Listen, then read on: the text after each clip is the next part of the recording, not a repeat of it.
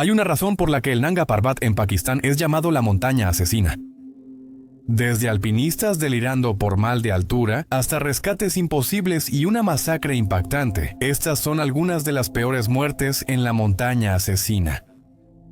64 personas han muerto intentando llegar a la cima del Nanga Parbat. Y eso fue tras solo 287 intentos de llegar a la cima. Eso significa que el 22% de las personas que intentan escalar el Nanga Parbat pierden la vida, y la mayoría terminará quedándose en el frío abrazo de la montaña por el resto de sus vidas. Para comparar, solo el 4% de los escaladores del monte Everest mueren. El Nanga Parbat es la 9ª montaña más alta. Las pendientes empinadas, el terreno desafiante y la infame Cara de Yamir hacen del Nanga Parbat la prueba definitiva de habilidad, incluso para escaladores experimentados como muchos de los que están en esta lista. En lo alto de la región de Gilgit-Baltistán, en el norte de Pakistán, la tierra se eleva hacia los cielos y se alza este gigante de roca y hielo. Nanga Parbat se traduce como montaña desnuda. Alcanza 26.660 pies y marca la sección más occidental de la gran cordillera del Himalaya. Entre montañistas es conocida como la montaña asesina. Este nombre no se ganó a la ligera. Durante décadas, Nanga Parbat resistió la conquista humana, cobrando 31 vidas antes de finalmente sucumbir ante la voluntad de los alpinistas con un ascenso exitoso en 1953. Se recomienda discreción al espectador. En enero de 2018, los alpinistas Elisabeth Revol de Francia y Tomek Masiewicz de Polonia intentaban escalar la montaña asesina. Elisabeth y Tomek ya conocían el Nanga Parbat. Era su 7º intento de alcanzar la cima. Estaba claro, apasionados por el alpinismo de altura. A pesar de los peligros y fracasos, ellos seguían decididos. Motivados por conquistar la cima en invierno, una hazaña reservada para pocos alpinistas por el frío extremo y el terreno cambiante. Su expedición comenzó y finalmente lograron lo que se habían propuesto hacer. Tras un ascenso desafiante, alcanzaron la cima por el lado de Diomere. Pero en la cima estaba claro que Tomek estaba en muy mal estado, y Elisabeth comenzó a bajarlo. Según Elisabeth, él no podía caminar, ver ni comunicarse. Y además de eso, su fuerza vital salía de su boca y nariz. Ella lo resguardó del viento en una grieta. Tomek sufrió una fuerte congelación y ceguera por nieve. También se cree que estaba en las últimas etapas de un edema pulmonar de gran altitud y edema cerebral de gran altitud. Elisabeth, que también sufría de congelación, enfrentó una decisión agonizante: quedarse con Tomek y arriesgar la vida de ambos, o descender sola para buscar ayuda.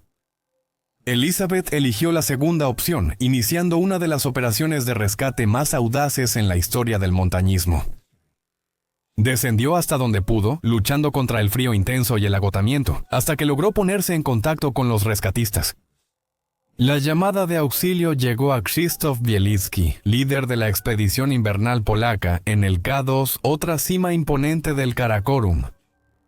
Al enterarse de la grave situación, Adam Bielecki y Denis Urubko, 2 alpinistas de élite de la expedición al K2, se ofrecieron como voluntarios para llevar a cabo la misión de rescate.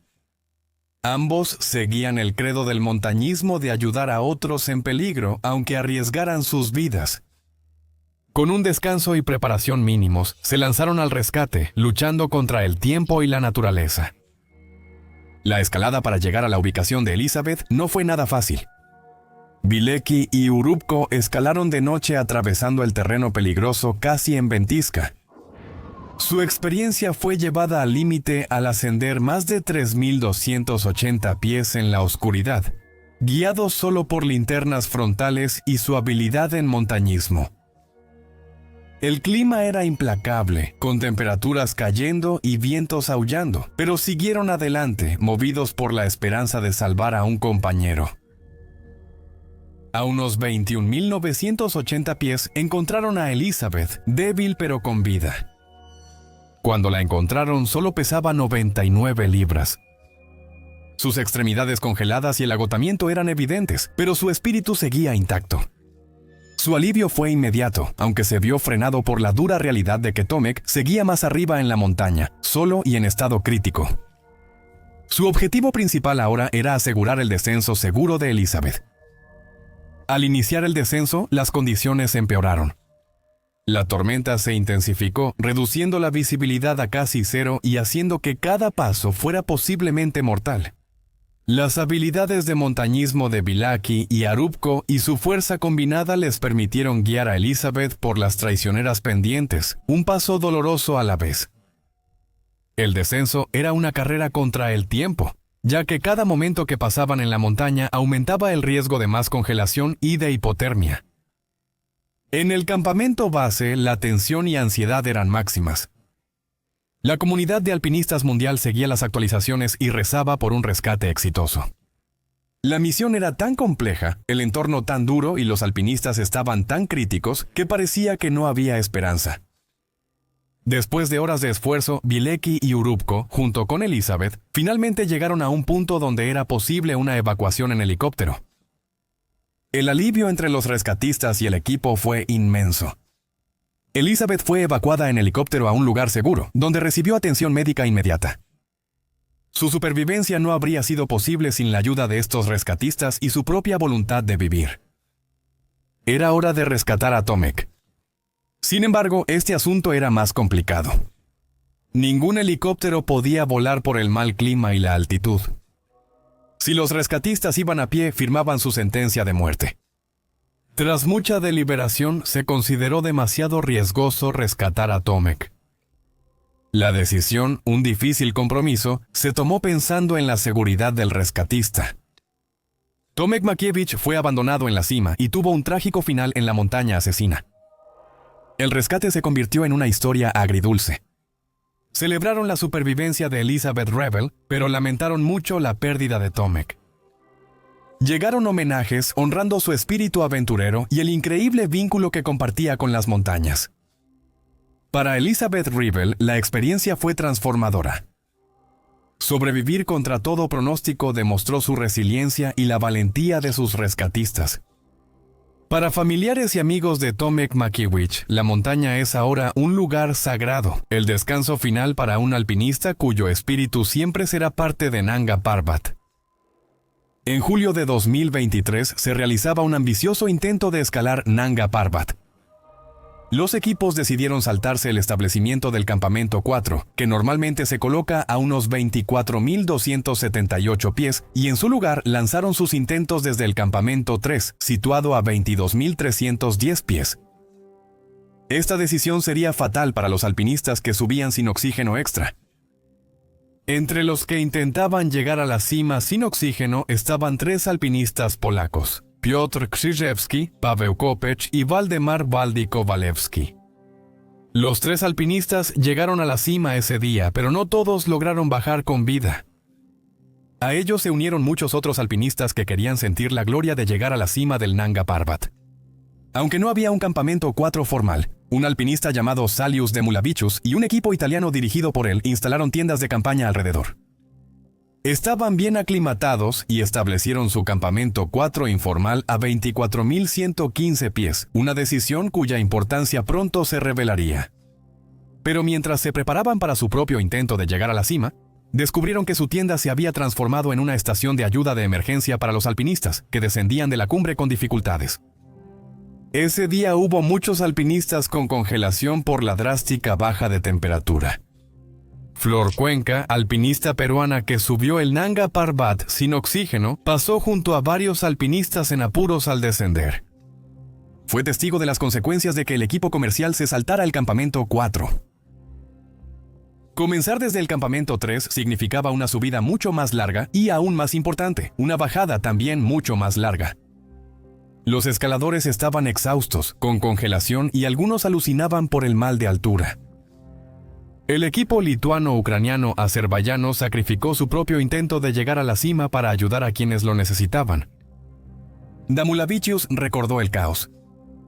Una estremecedora llamada de auxilio por radio alertó sobre alpinistas en grave peligro durante la tormenta.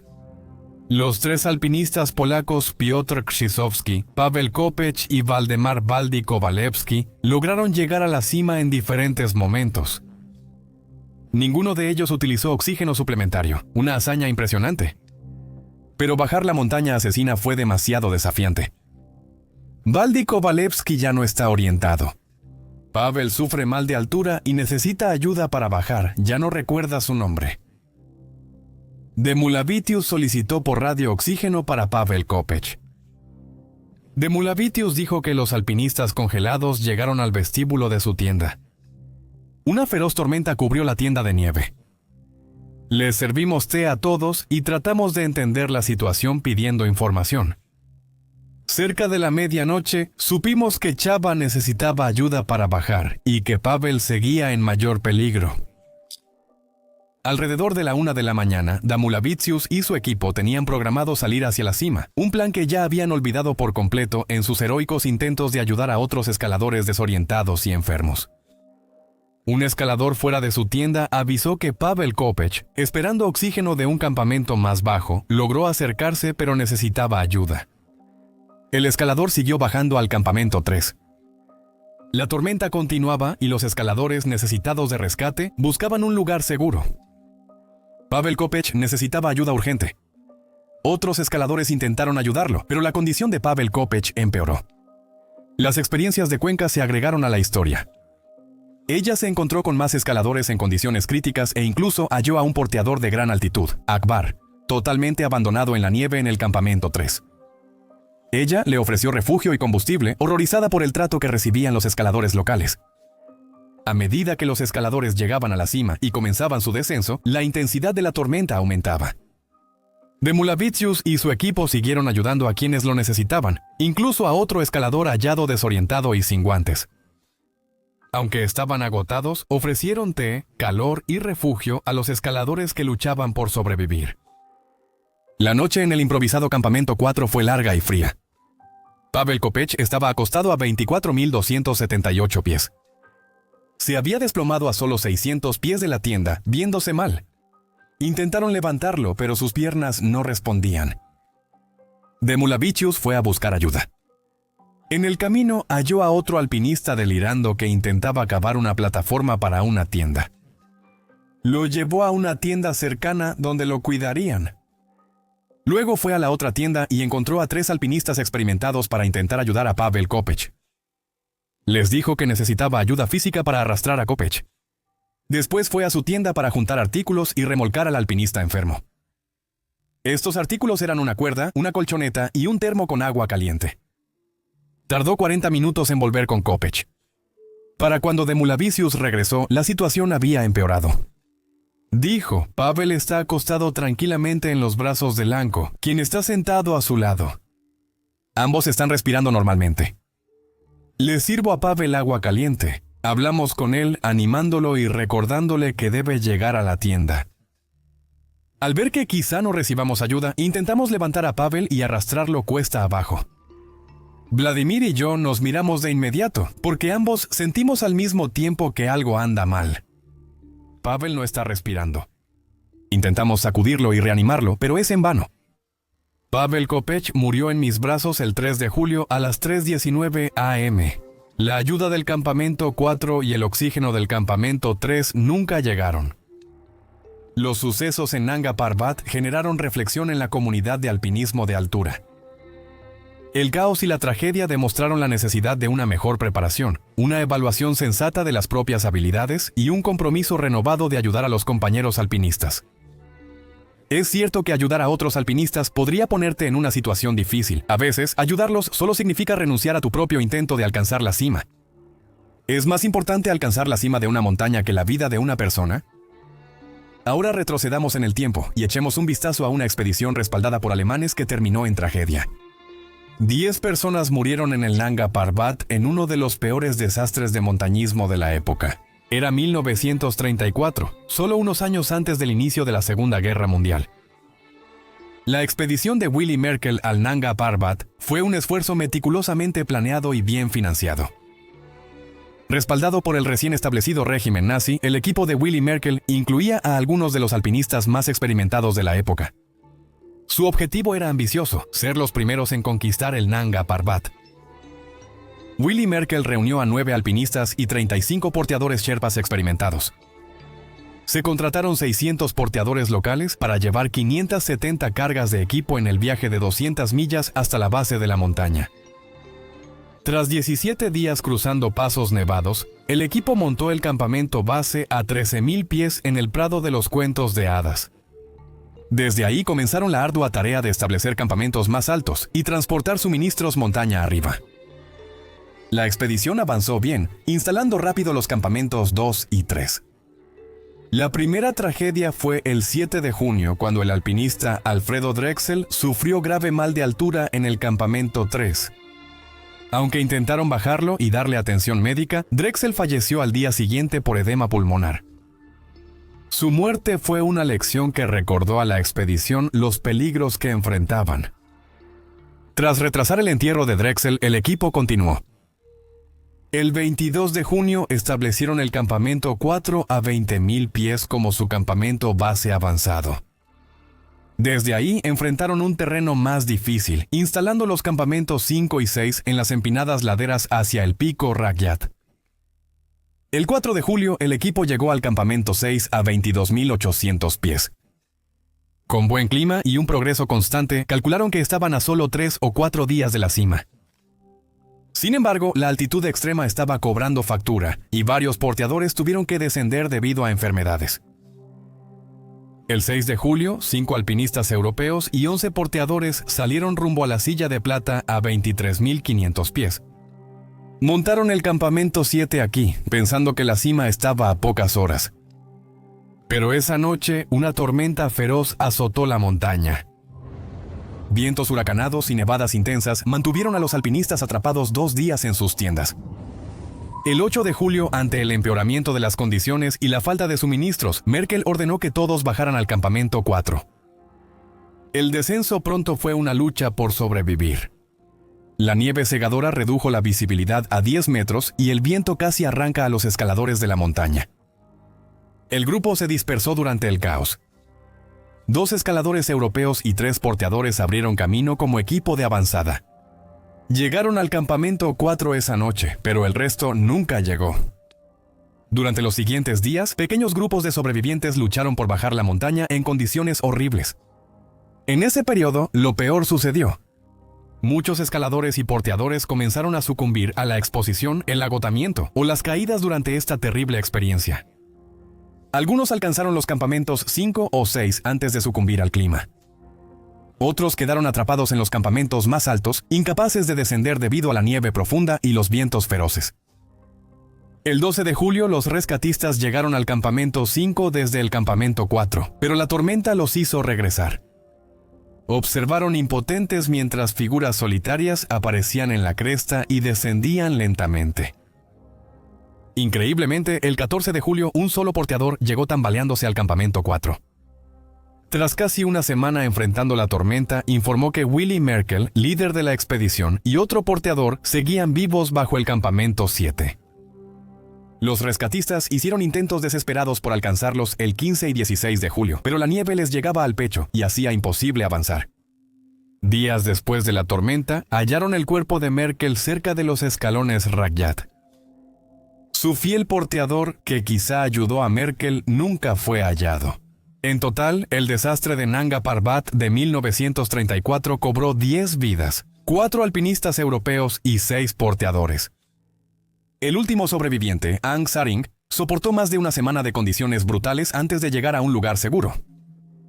Las 2 últimas víctimas murieron poco después de ser rescatadas. El 22 de julio todos los campamentos se retiraron de la montaña. El fracaso de la expedición y la pérdida de vidas impactaron al mundo. Carl, hermano de Willy Merkel, escribió después que la intensa y prolongada agonía no tiene igual en la historia del montañismo. La expedición al Nanga Parbat de 1934 nos recuerda los peligros extremos que enfrentan los montañistas de gran altitud. La naturaleza impredecible del clima en la montaña, los efectos debilitantes de la altitud y la delgada línea entre el triunfo y la tragedia en ambientes tan hostiles son factores que todo montañista tiene que enfrentar. El desastre también cuestionó la ética de exponer a porteadores y personal de apoyo a esos riesgos. Los alpinistas europeos aceptaron los riesgos, mientras que muchos porteadores solo buscaban el ingreso necesario para sus familias. A pesar de esto, los intentos de escalar el Nanga Parbat continuaron. La montaña no fue conquistada exitosamente hasta 1953, casi 20 años después de la fallida expedición de Merkel. Aunque la expedición tuvo muchos eventos trágicos, ninguno se compara con el incidente del Nanga Parbat en 2013. En una cálida noche de verano, casi 60 años tras el primer ascenso, la montaña presenció un trágico evento, provocado no por sus laderas, sino por acciones humanas. 22 de junio de 2013. El sol hacía mucho que se había ocultado detrás de los picos imponentes, pintando el cielo con tonos de púrpura profundo e índigo. En el campamento base, al pie de la cara oeste del Nanga Parbat, alpinistas internacionales se preparaban para pasar la noche. El aire vibraba con emoción y nerviosismo. Mañana traerá nuevos desafíos cuando comiencen su ascenso. Chen Hongliu, alpinista chino-estadounidense, cerró su tienda y suspiró satisfecho. Había soñado con este momento durante años y ahora, por fin, estaba aquí. En las tiendas cercanas, sus compañeros aventureros, provenientes de Ucrania, China, Eslovaquia, Lituania, Nepal y Pakistán, estaban realizando sus propios rituales nocturnos. Los porteadores locales pakistaníes, esenciales para la expedición, conversaban en voz baja junto a pequeñas fogatas, y a veces su risa se oía en el aire fresco de la montaña. Ninguno de ellos podría haber imaginado los acontecimientos que estaban a punto de suceder. A las 9:30 de la noche se rompió la tranquilidad del campamento. Un grupo de hombres, cerca de 20 y vestidos con equipo militar, emergieron de la oscuridad. 16 portaban rifles. Sus gritos en inglés con un fuerte acento rompieron la noche. ¡Talibán! ¡Al-Qaeda! ¡Ríndanse! La confusión reinaba mientras los escaladores eran sacados bruscamente de sus tiendas. Chen Hongliu, al darse cuenta del grave peligro en el que estaban, tomó una decisión en una fracción de segundo. Al acercarse uno de los hombres armados, Chen salió de su tienda y derribó al agresor. Durante la pelea se disparó un tiro y Chen cayó, iniciando la trágica noche. En el caos tras la caída de Chen, otro escalador vio una oportunidad de sobrevivir. Zhang Zhenchuan, con el corazón acelerado, salió corriendo de su tienda y se lanzó a una zanja cercana. Esquivando en zigzag para evitar las balas, Zhang de alguna manera logró ponerse a salvo, desapareciendo en la oscuridad más allá del campamento. Los demás escaladores fueron reunidos con las manos atadas atrás. Forzados a arrodillarse en el suelo frío, vieron con temor cómo sus captores saqueaban el campamento y confiscaban pasaportes, carteras, radios y teléfonos satelitales. Los porteadores locales fueron reunidos aparte, perdonados temporalmente pero igual de asustados. Lo que sucedió después perseguiría a los sobrevivientes por el resto de sus vidas. Los hombres armados dispararon sin aviso a los alpinistas arrodillados. Las ráfagas de rifle rompieron el silencio, resonando en la cara del Nanga Parbat. El líder revisó entre los alpinistas caídos, comprobando que no quedaran sobrevivientes. En un retorcido acto de misericordia, o quizá de calculada autopreservación, los militantes perdonaron a un alpinista. Sher Khan, un pakistaní que había descendido del campamento 1 más temprano ese día debido a una enfermedad, fue dejado con vida. La mayoría de los porteadores locales fueron perdonados, excepto uno. Ali Hussein, un cocinero, fue ejecutado por el crimen de ser musulmán chiita. Tan rápido como llegaron, los atacantes desaparecieron en la noche. A las 4 de la mañana del 23 de junio ya se habían ido, dejando una escena de tragedia inimaginable. 11 personas yacían a la sombra de la montaña que habían venido a escalar. El aislamiento que atrae a los escaladores al Nanga Parbat ahora perjudicaba a los sobrevivientes. La ayuda llegó hasta el amanecer, cuando un helicóptero militar pakistaní arribó al campamento base a las 7:30 de la mañana. Para entonces, el mundo comenzaba a despertar con la noticia del incidente y las ondas de choque apenas comenzaban. ¿Por qué sucedió este evento y quiénes fueron los responsables? Los talibanes se adjudicaron rápidamente el ataque como represalia por la muerte de uno de sus altos comandantes a manos de Estados Unidos.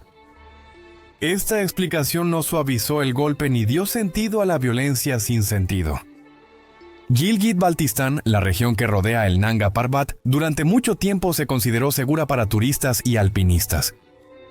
Este ataque rompió esa ilusión y obligó al gobierno pakistaní a reaccionar rápidamente. Ante fuerte presión nacional e internacional, las autoridades pakistaníes emprendieron una gran cacería humana. El terreno que protegía a los atacantes ahora era un laberinto para las fuerzas de seguridad. Sus esfuerzos rindieron frutos pronto. El 26 de junio arrestaron a un hombre local, presunto atacante, en la ciudad cercana de Chilas. Ese día, otro militante fue arrestado. La investigación siguió a ritmo frenético. El 15 de julio, las autoridades informaron la captura de un cuarto atacante, sin revelar su identidad. Pero los militantes no iban a rendirse sin pelear. El 7 de agosto, los talibanes emboscaron y causaron más muertes. Este ataque descarado solo endureció la determinación del gobierno pakistaní. El Ejército Nacional fue desplegado en Gilgit-Baltistán, convirtiendo la pintoresca región en una zona militarizada. Su presencia cambiaba el rumbo. El 19 de agosto, los funcionarios anunciaron que arrestaron a los 20 hombres implicados en el ataque a Nanga Parbat. Entre los detenidos estaba el presunto autor intelectual, Karibullah, líder de la secta de Chilas de los talibanes. Al reconstruir los hechos de esa noche, apareció una imagen escalofriante. Pensaban que el plan era robar a los alpinistas y secuestrar a Chen Hongliu para usarlo como moneda de cambio con Estados Unidos. Tras el asesinato de Chen en el forcejeo, Karibullah se enfureció y ordenó ejecutar a todos los alpinistas. La justicia parecía haber sido rápida y completa. En la política y la aplicación de la ley en Pakistán, las cosas rara vez son como parecen. Un año después del ataque, empezaron a surgir informes preocupantes. De 20 arrestados, solo 5 seguían bajo custodia policial. Más preocupantes fueron las declaraciones de un investigador original, quien dijo que solo uno de los detenidos estaba realmente vinculado al ataque en Nanga Parbat. El resto, dijo, fue obligado a confesar. El giro final en esta trágica historia llegó el 27 de febrero de 2015.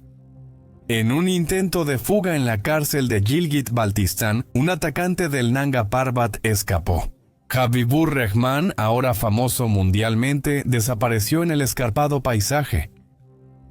Según los últimos informes, sigue prófugo, un recordatorio fantasmal de aquella noche sangrienta en la montaña asesina.